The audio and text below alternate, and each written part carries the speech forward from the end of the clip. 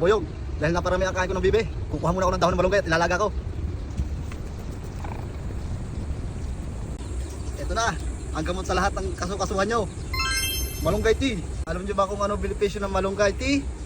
Nakakapagpababa ito ng sugar, cholesterol, at saka yung ano tawag sa sakit na yon?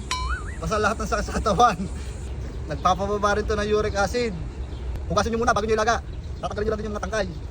Tapos pagkatapos noon, ilaga, pag kumulo na, ayos na, pwede nang inumin. Mawawala na halos lahat ng sakit nyo. Araw-araw yon, hanggang 20 taon kayo uminom. What? Pero pagdating na 20 taon, tigil nyo na at baka hindi kayo mamatay. At sa mga barkada ko dyan, tigil-tigilan nyo na muna ang pag-iinom. Palitan nyo na minsan ng malunggay tea. Humahaba-haba din naman ang buhay ninyo. Pero sa mga asawa nyo, mga misis, na titigas ng mga ulo, huwag nyo nang painumin ito. Na sila'y mautas na agad ng maaga. Ha? Joke, joke, joke! Tsaka pala sa mga mister nyo mga kulit, na mahilig mga babae, ito lang painumin nyo, malunggay tea. At siguradong bababa ang likido ng mga yan. Hindi naman bababae mo yan. At mawawala ang libog ng mga yan. Sa inyo lagi nakatabi. Kaya po ito lagi ang pinapainom ko kay Sir J-Poy. At ngayon siya ay nagbagong buhay na.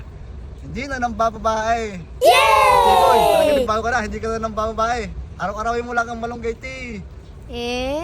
I love you, Sir J-Boy. Ayun ang pangatanong kong malunggay. Nabubuhay na. Lahat yan para sa iyo. Nang bumaba ang likido mo.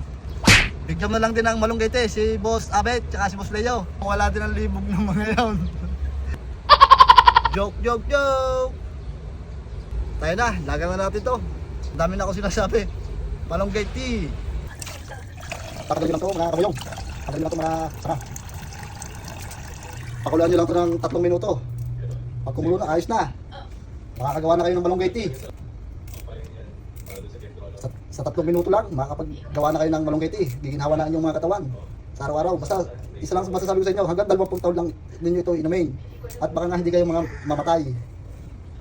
Magiging immortal kayo. Ha? Yum yum yum! Mga kaboyong, ang pinakamahalagang tekniko sa paggawa ng malunggay tea, ay huwag nyo kakalimutan lagi ng tubig. Ay hindi ito magiging malunggay tea. So, mga followers ko dyan, umanda na kayo, mag-iikot na ako, magpapatikim na ako ng pinalagitik na bibe. Yes! Ay, wala na pala, kakunti na pala. Sige, luluto na lang ako ng bukasan. Sorry. Balik naman tayo sa malunggay tea. Nakakulong na ako.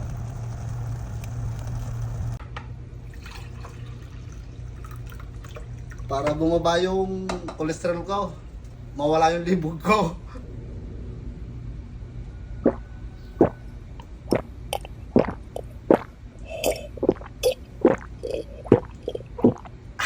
Sarap ng malunggay tea.